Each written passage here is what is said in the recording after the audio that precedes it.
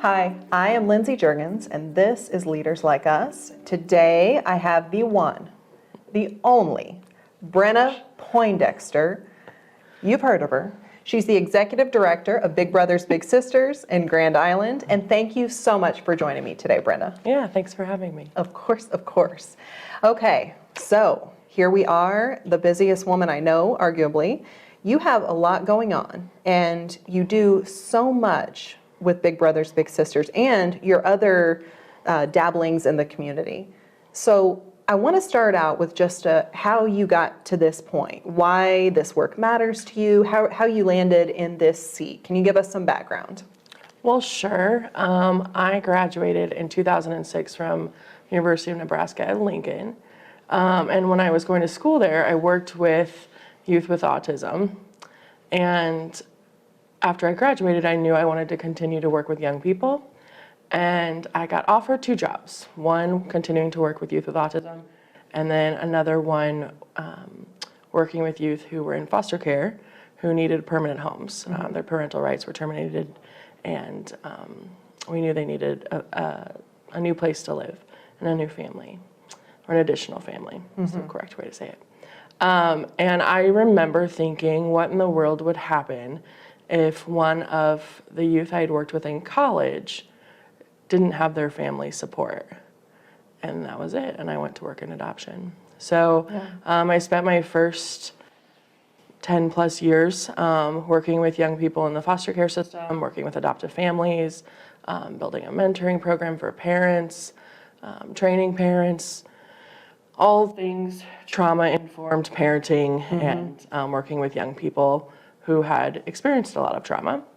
And so when I was moving to central Nebraska and I found that Big Brothers Big Sisters was hiring, it was kind of a perfect meld of all of those things that are all relationship centered. So my career has been all about building relationships and helping maintain them.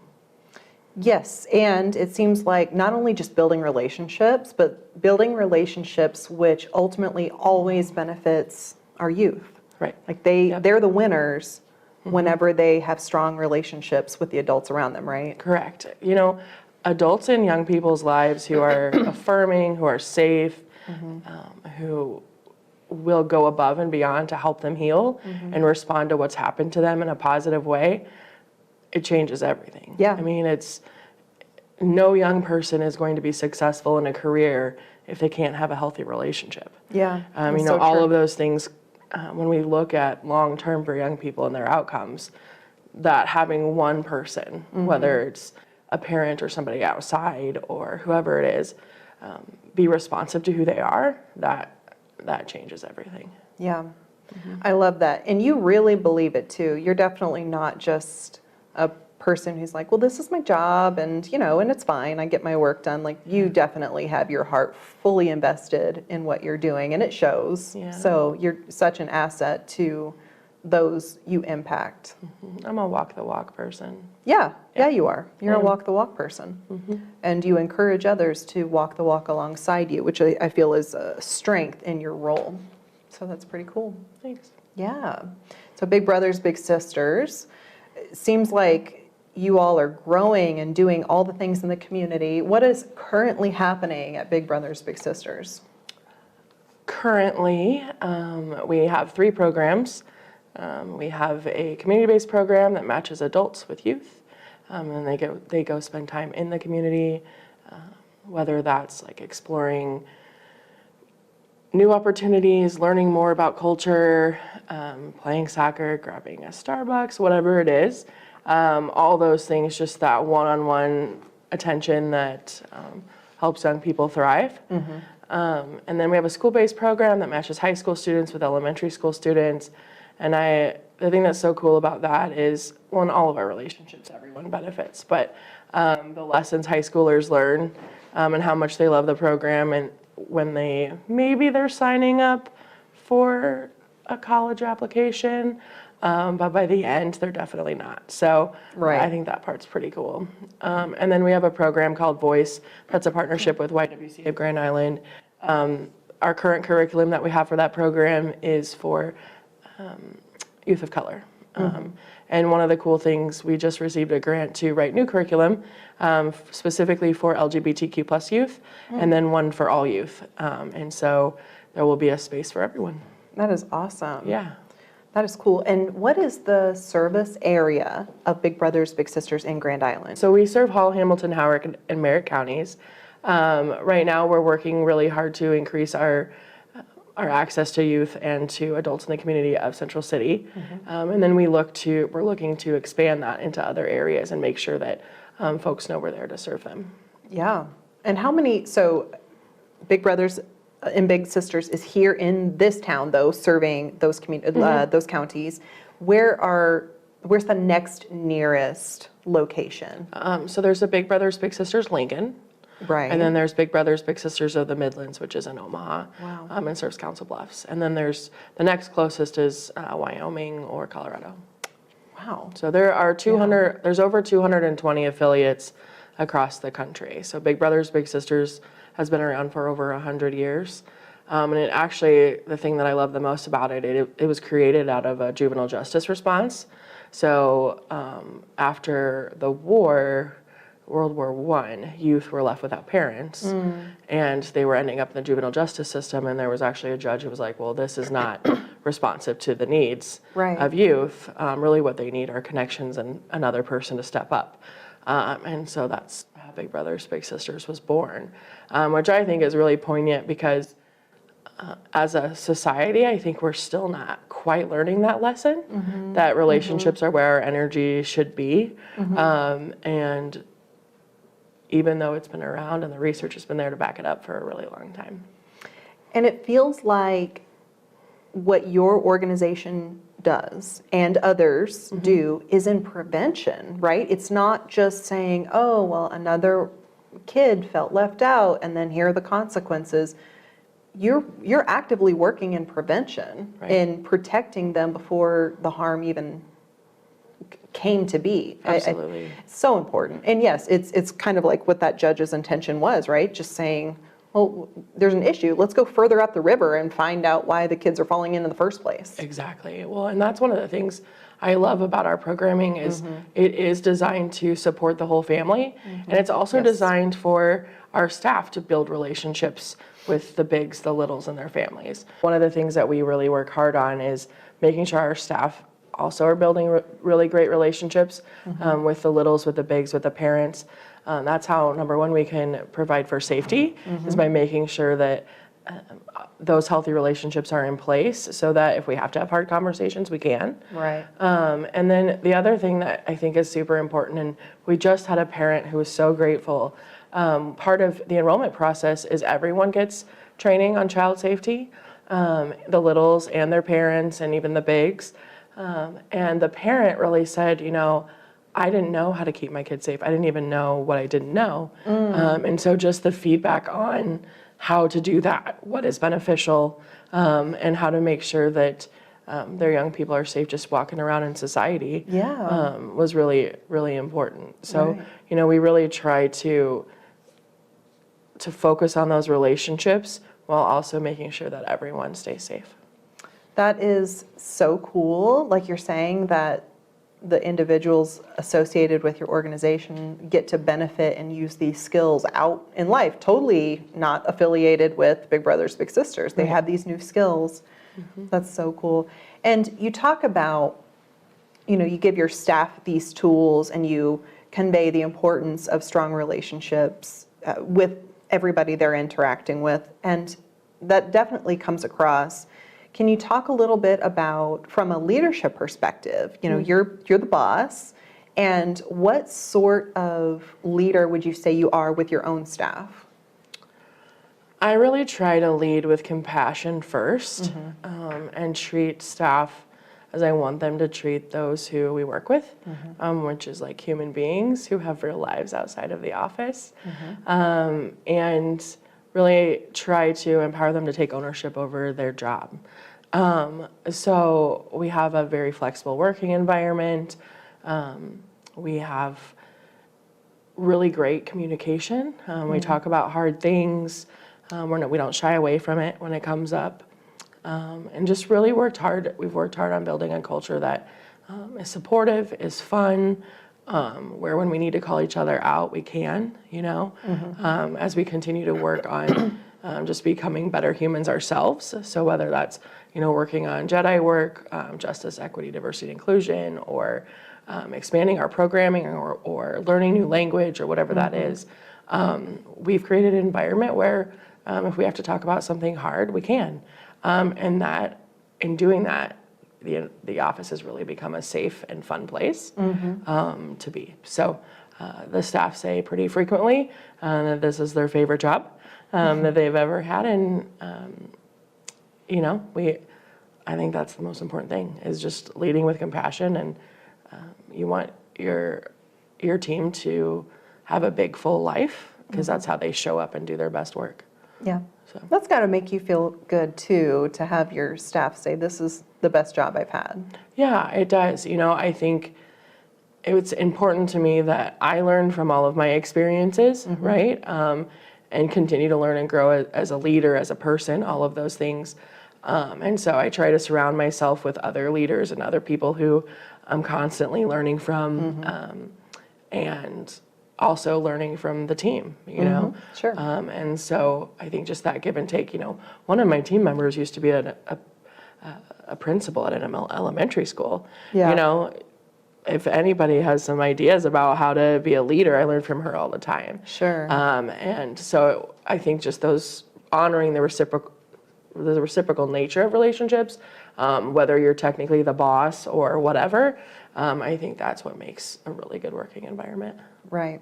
Yeah. I agree. You got it right. Okay, that's it. Just kidding. Brenna, you are also someone that I know personally. That's because you know everyone. False, but I know you personally. And we recently took a trip to Wisconsin, We did. found in the United States of America. Yes. And It was beautiful. it was beautiful. Yeah. And we went with 2 other individuals. Yes. And the 4 of us make up The Kurd herd. the Kurd herd. And the Kurd herd went to Wisconsin on a mission to eat cheese curds. It was a mission accomplished. Yes, absolutely. We did the thing. We did.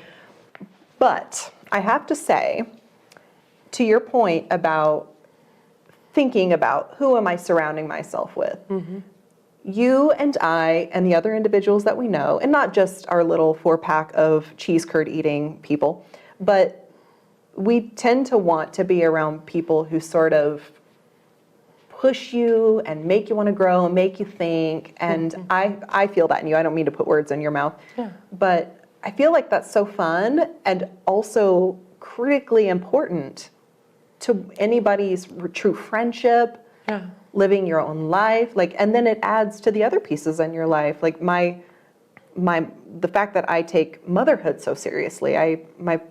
Arguably my favorite thing in this whole world is being a mom. Right. And my friendships help fill that tank. I feel like all of it sort of just goes together and folds into each other in different ways. But again, I don't mean to put words in your mouth, but I just think it's a really good point, thinking about who am I surrounding myself with. Yeah. I think I have been really lucky over my life I still have relationships from when I was 7 years old. Wow. I still have the same best friend. And we've had different life paths that we weave in and out of each other's lives. But our consistent love for each other and seeing each other, and we're not the same, but we learn from each other all the time. Right. And I've got some friends from high school and some friends from college, just different phases of life that have stayed strong. And that takes energy and effort. I think for me, the most powerful relationships have been with my sisters, and just really learning from them. And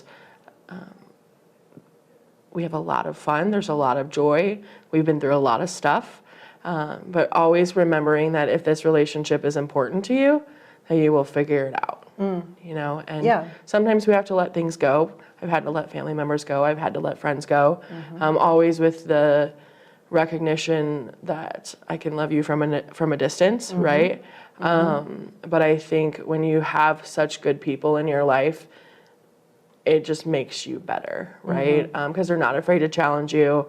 They're not afraid to say, hey, I really think you should consider this.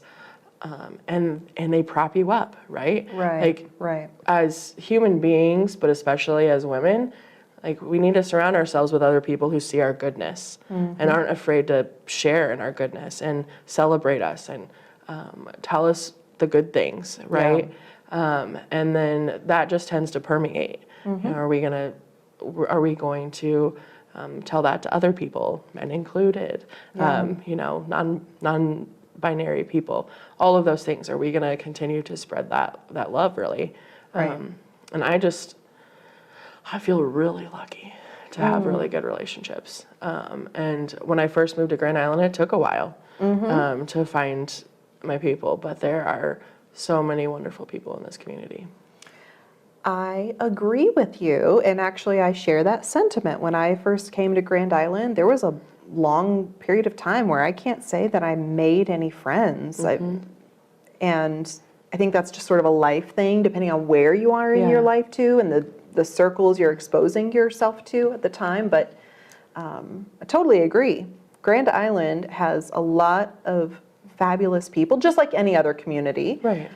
But how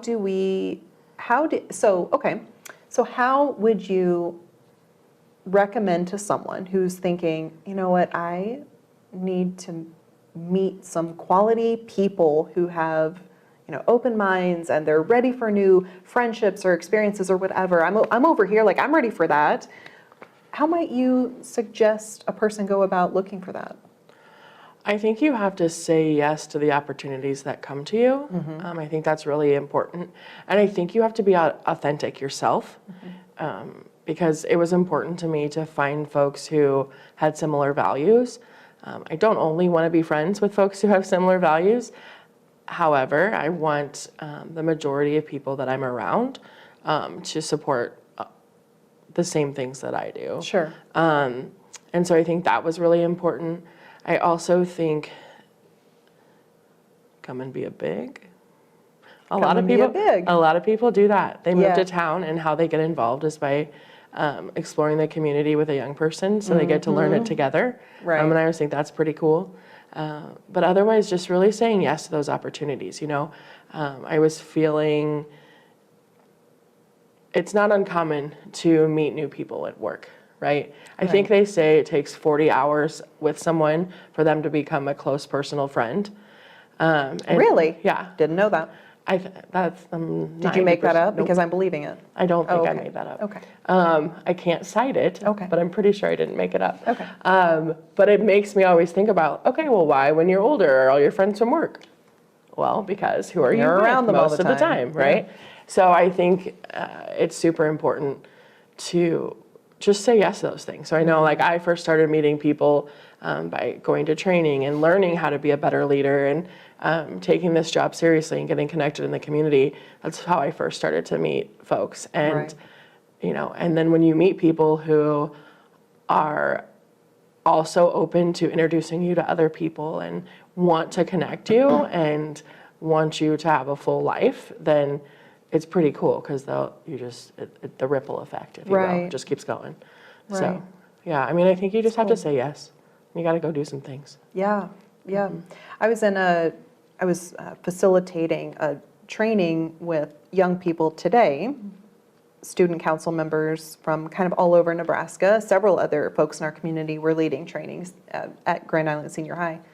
And that was sort of a key message in my content was you have to go and try the thing. You have to go for it if you have an idea, especially for young people. If you have an idea about a positive change that could be made, you've got to talk to people about it and then go try it. Yeah. And if it fails, then okay, failed. That sounds right. Like, we have failures in life. But how would you know how would you ever learn from it if you don't try? And then what if it works out? I mean, just put yourself out there, be bold, have those conversations. And I also think you end up making friends along the way too. You do. Because like you said, kind of open up those opportunities. Absolutely. I mean, don't get me wrong. I love a good night at home with my dogs Got it. Yep. all the time. It's a good time. And I get excited to spend time with folks. And so whatever that looks like for you, right? Just Yep. go try it. Yeah. And for example, I have some friends who are making me dress up for Halloween tomorrow. Not my jam. They sound like really good friends. They probably are. But Yeah. I'm doing it because it'll be fun. It'll be fun. It'll be fun. Also, a friend of ours, a mutual friend of ours, Angelica, what's her last name? Tomorrow. Angelica Tomorrow? Or is it just Morrow? Angelica Morrow. Oh, yeah. Do you remember her? I do. Okay. Yeah. So She Angelica used to be my Morrow- board chair. She used to be your board chair. And then she left. Right. Yeah. Angelica today, Yeah. or yesterday. So Angelica, though, she was leading a training with my YLT class not so long ago. Yeah. And she said to the class, how did you phrase it? I really loved what you said about if it's a no, please remind me. Don't ask, don't get. Don't ask, don't get. And my class loved that, by Yeah. the way. And that is a true statement It's too. true. You have to go for it, right? You do. You have to be willing to get uncomfortable. It's just the way it is. It's just the way it is. Whether it's in building positive friendships, whether it's trying something new, but figuring out what your hobby is, figuring out what you want your life to be, standing up for what you believe in, all of those things, advocating for yourself and others. Like, Yes. you got to get uncomfortable. That's Gotta right. step into it. That's right. And then a lot of times it's really fun once It you is. go for it. So And if many it's not, lessons. then you learned. That's so true. You don't have to like all the things. That's right. And then you're like, oh, I won't do that anymore. I'll try something else. Yeah, I'll try something else. So cool. For sure. I feel like you add a lot to the community in a lot of different ways, like I said, and I really sincerely appreciate the broad impact that you're having on people. I doubt that you have any idea of the positive ripple effect that you consistently have here. It's Thank pretty you. wild. Yeah. Probably So- not, but thank you. No, I'm right. Okay. I feel really good about it. So Okay. it's You're a incredible. smart lady. I surround myself with smart people. So you must be right. I was trying to think of a phrase there. You are the company you keep. You keep. Yeah. So it is lovely to have had you here. Thank you so much for all that you do. Like I said, thank you for having the heart for our young people that you do and putting it into action so consistently. There are so many beneficiaries of your heart. And I just don't think that, I don't know, I don't think that you'll ever realize the impact that you have had and will continue to have. Well, that's very kind. Thank you. You're welcome. All right. Thank you again, Brenna. Thanks for being here today. And thank you to our series sponsor, JBS, for supporting us at Leadership Unlimited. That's all. Have a good day.